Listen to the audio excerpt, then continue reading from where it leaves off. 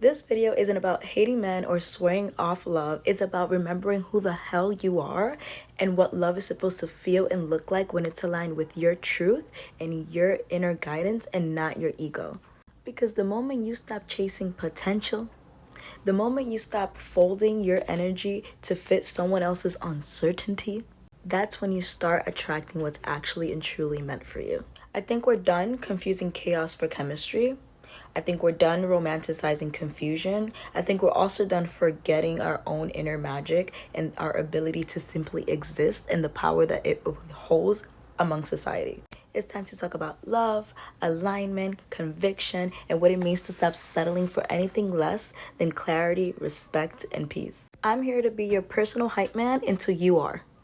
Until you are. Until your voice is louder than mine. I personally can't fall in love with someone that doesn't have conviction, vulnerability, or fight in them. Because how someone pursues love says everything about their energy and where they are in life actually, not what they're mouthing off to you. Like, if you only show up for me when it's convenient, if you disappear the moment things get real, or you can't have the honest conversation when things are off, a man that lacks conviction lacks self-discipline.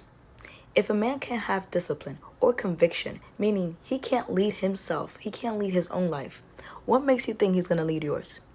Please be for real. The most beautiful kind of love is the one rooted in purpose, the one that says, I choose to show up when it's not easy. That's love with intention. And it's so funny because it's the same for ourselves. We show up for the gym, we show up for work, we show up for the hard now, we show up for the hard always because it serves a bigger purpose. And that's the same conviction and that's the same mentality your man should have over you. I may not have the energy to go on a date right now, but I'm showing up because this is ultimately what I want. She's ultimately what I'm invested in, and this is going to make her happy.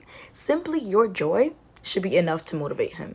But if not, the understanding that you serve such a beautiful and empowering purpose in his life, girl, if he's not moving that way, what is he doing? Occupying space. Occupying space in your mind, occupying space in your life, valuable space that you can spend devoting to yourself, devoting to your hobbies, devoting to your friends, devoting to what ignites your soul and your ability to be a high valuable currency. Not just woman, currency. You walk in every room, not just as a woman, you stand there for the currency and the value that you bring to the table. And that comes in diversifying a portfolio of opportunities and ventures in your life. In that moment that you feel that you need to cosplay as someone other than your authentic self, please take a step back for anything that does not align with you just to please this person. And this doesn't mean just because you have a certain version of how a man is supposed to show up for you that another man is now evil or corrupt or just not man enough just because he doesn't meet your standards. You're simply just not aligned, and that's okay as well.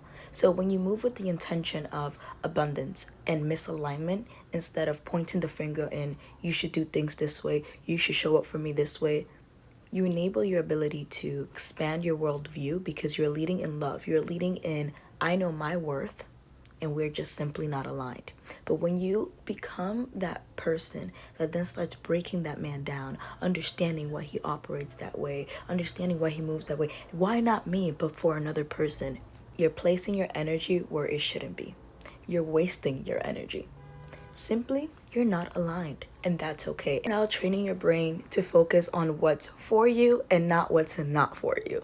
And it is not your job to fix that man. It is not your job to realign that man. And it's not your job to get everyone on the planet and every woman on the planet to understand that that man is not sufficient enough. Because he may be for another woman, just not for you. Again, misalignment. When you go down the rabbit hole of pleasing people that are not aligned for you, it distorts and chips away at your inner guidance, little by little, until you start doubting what you already know deep inside for yourself, and you wake up and you become someone that you simply aren't recognizing in the mirror.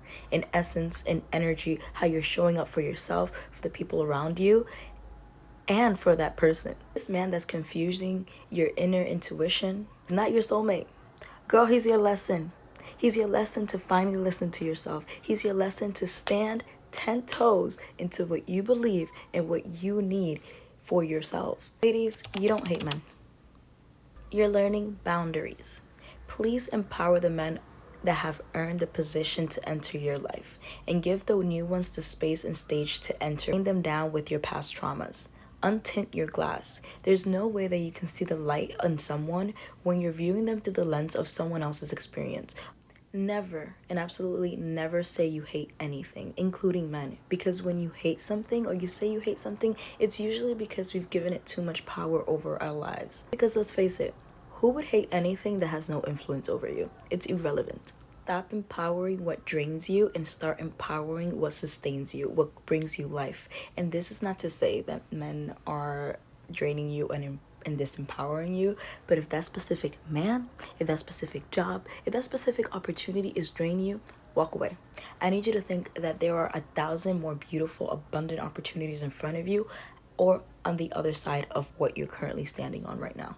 Because truly, could it get worse? It's so funny because there's this like ongoing cross-generational conversation about women expecting loyalty, devotion, and consistency with men, opportunities, jobs, anything. But how often do we give that to ourselves?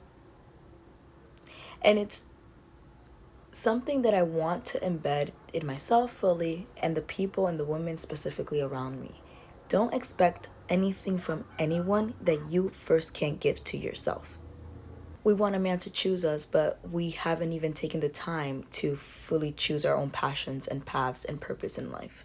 A man that's in his purpose wants a woman that's also in hers. It's simple. It's not about the woman bringing in more money and making more money from her passions and her purpose, but it's about influencing the community and facilitating a partnership around you that's feminine. As a woman, when you center your world in creation, watch love pour in and out of vessels you never even thought or could imagine existed beyond a man. It's so funny because you see this in the relationships you admire. Usually, the woman stands so beautiful, so empowered in her energy. She's creating something, she's doing something, she's always busy. You can speak to her without the center of the conversation being the man or the family that she's creating. And not there's anything wrong with it, but there is an abundant flow of things in and out of her life outside of maintaining that relationship, creating that partnership, and developing a family. You can't attract devotion, respect, or even passion from a man while abandoning yourself. Love isn't about fulfilling your emptiness, it's about multiplying your wholeness so that everything else outside of that is an addition to, not a need.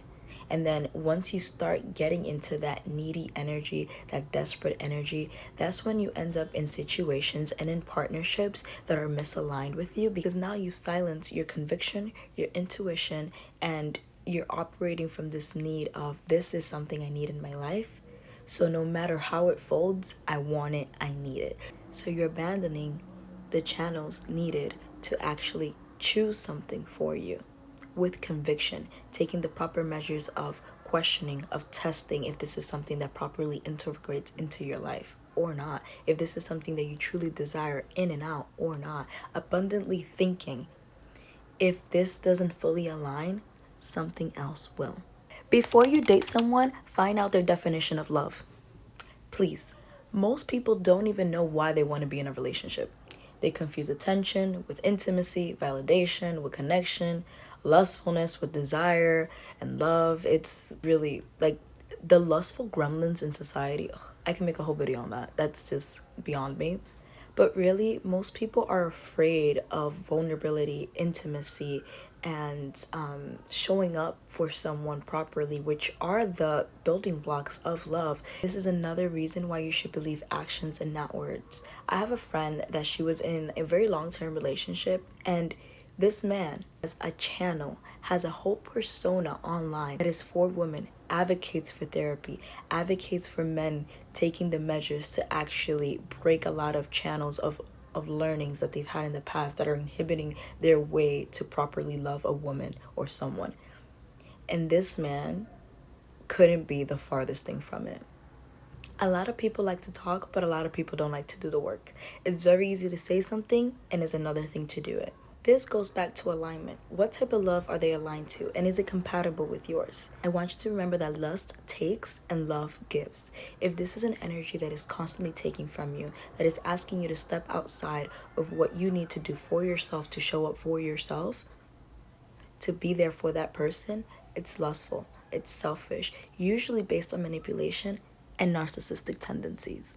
If this love is built on ego, it'll collapse as soon as you stop drinking, as soon as you start showing up for yourself. A man who tells you that you're out of his league, I want you to believe him. I want you to believe him and walk away. Or ask him, what is it that I possess that makes you feel that you're lacking something, or makes you feel that we're just not aligned in a way that I'm superior to you? That's wild. But honestly, along those lines, ask him and see what he says. He will probably answer something along the lines of vanity pertaining to your looks, maybe your career, maybe you're just more naturally free than he is, your magnetism. That is the biggest red flag. If he says just your energy, if it's something about your energy, he's going to feed off that energy. Normalize calling this out and talking about it. Don't even talk about it. Just walk away. Another high trigger expression that gets said too often by men, you're high maintenance. High maintenance is perspective. It only lies with someone that can't or won't meet your needs where you are. And again, back to alignment. That's okay. What do? We move on. We don't start to figure out why he's not giving us a certain type of gesture, why he's not giving us a certain type of treatment. We move on. It's not aligned. And never apologize for the frequency that you're on, for your desire to take care of yourself, or your desire for wanting more material or else. Why for one person is an inspiration to another. Exactly what someone's been looking for.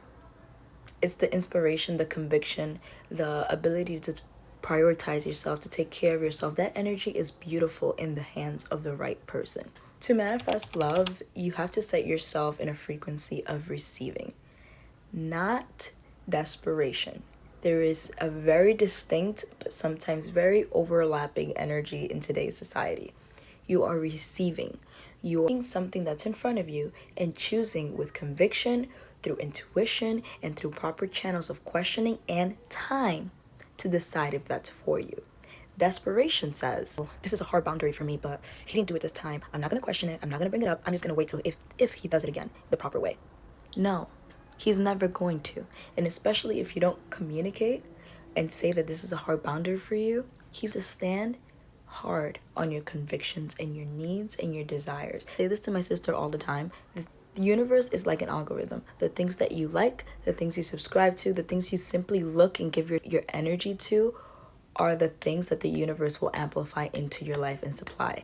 The universe does not have morality. It's not going to say this is good for that person, this is not, they deserve this, they don't deserve this.